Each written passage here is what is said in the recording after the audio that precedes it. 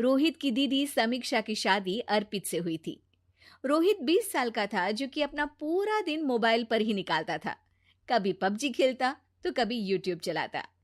एक दिन अर्पित और समीक्षा समीक्षा के मम्मी पापा से मिलने आते हैं और देखते हैं कि रोहित मोबाइल से हटने को तैयार ही नहीं है।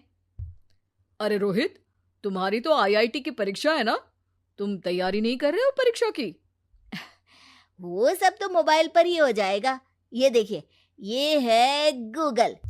इससे जो भी पूछो वो सब बता देता है। तो आखिर कागज क्यों बर्बाद करूं? अरे पर तुम इन प्रश्नों की तैयारी बिना लिखोगे कैसे? उसमें क्या है, ये देखिए नोटपैड, बिल्कुल कॉपी जैसा है, इसी पर कर लूंगा। हम जब तुम्हारी उम्र के थे तब हम दोस्त मिलकर प्रश्न हल किया करते थे। उससे हमारी हैंडराइटिंग की भी प्रैक्टिस हो जाती थी और समय का भी अंदाजा लग जाता था। और फिर साथ में हम एक दूसरे की मदद भी कर देते थे अगर कोई अटक जाए तो। आपका जमाना अलग था जीजा जी। अभी जमाना फास्ट और स्मार्ट हो गया है। जमाना क्या, अब तो फोन भी स्मार्ट हो गया है। समय के साथ बदलना पड़ता है जीजा जी। अब बस भी कीजिए आप, हर चीज को लेक्चर में बदल देते हैं। रोहित अच्छा कर लेता है परीक्षा में। इतने में अर्पित के सास ससुर जी आ जाते हैं हॉल में और अर्पित इस बारे में बात नहीं करता। हालांकि अर्पित को लगता तो है कि पूरी तरह मोबाइल पर लगे रहना सही नहीं है, पर वो इस बात को और नहीं छेड़ता। ऐसे ही 2 दिन निकल जाते हैं। समीक्षा, मुझे काम से फोन आया था, मुझे वापस काम पर लौटना पड़ेगा। पर हमें आए हुए तो 2 ही दिन हुए हैं। अभी चले गए तो माँ और पापा को अच्छा नहीं लगेगा ना। अच्छा ठीक है, तुम रुक जाओ, मैं काम खत्म करके फिर लौट आऊंगा।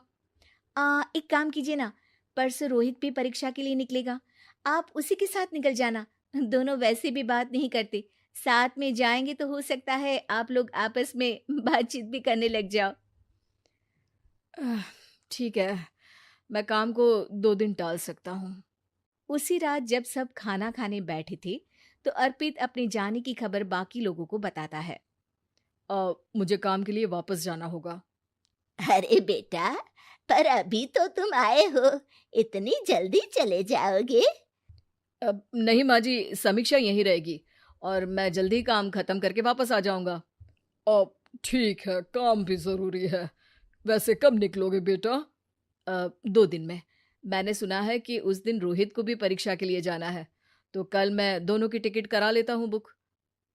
मेरी टिकट रहने दीजिए जीजा जी, मैं तो फोन से ही करवा लूंगा। हाँ, पर कोई दिक्कत हो गई तो? अरे कोई दिक्कत नहीं होती जीजा जी, फोन सब कर सकता है। हमारे फोन के रिचार्ज से लेकर टीवी का रिचार्ज सब रोहित यही फोन से बैठे बैठे कर देता है। अब ये नई चीज तो हमारे समझ के परे है, पर अच्छा है कि रोहित जानता है। हमारी मेहनत इतनी कम हो गई भाई। हाँ, पर अगर टिकट नहीं मिली तो? अर्पित की बात पूरी होने से पहले ही बिजली चली जाती है। अरे ये क्या हो गया, आपने बिजली का बिल भर तो दिया था ना? अरे नहीं, मैं तो भूल गया था। अरे टेंशन मत लो माँ। देखा जीजा जी, आप बिजली का बिल भी भर सकते हो, समय बदल गया है। एक बार फिर अर्पित इस बात पर बहस नहीं करता। अगले दिन जाकर अपनी टिकट करवाता है और पैकिंग कर रहा होता है जब शाम को अचानक से रोहित के चिल्लाने की आवाज आती है। नहीं, प्लीज प्लीज हो जा, ऐसा मत कर यार, प्लीज हो जा। अरे क्या हो गया रोहित? दीदी, सर्वर हैंग हो गया, मेरे टिकट मेरी टिकट नहीं हो पाई दीदी। क्या मतलब टिकट नहीं हो पाई? इतने में वहां रोहित के मम्मी और पापा भी आ जाते हैं। अरे क्या हो गया? माँ, मेरा टिकट नहीं हो पाया, सर्वर डाउन हो गया। अरे पर तूने तो बोला था कि हो जाएगा। हो जाता है, पर अब क्या करूं, ये क्या हो गया? अब कल की तो कोई बस भी नहीं है, ना ही अब टिकट मिलेगी ट्रेन की कल के लिए।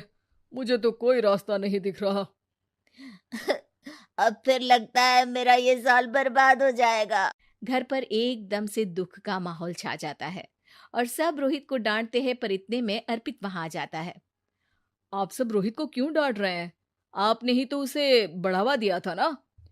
लेकिन इसकी लापरवाही के कारण इसकी परीक्षा छूट जाएगी। इसने तो हमसे कहा था कि टिकट हो जाएंगे। हे भगवान, अब क्या होगा? चिंता करने की कोई बात नहीं है।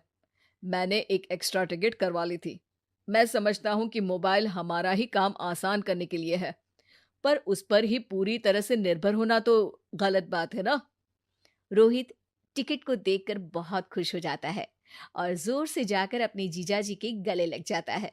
सॉरी जीजाजी, मुझे आपकी बात ध्यान से सुननी चाहिए थी, पर थैंक यू सो मच। हाँ बेटा, तुमने तो इसका भविष्य बचा लिया। शिक्षा, दूसरों से मदद मांगना गलत नहीं, पर दूसरों पर निर्भर हो जाना गलत है।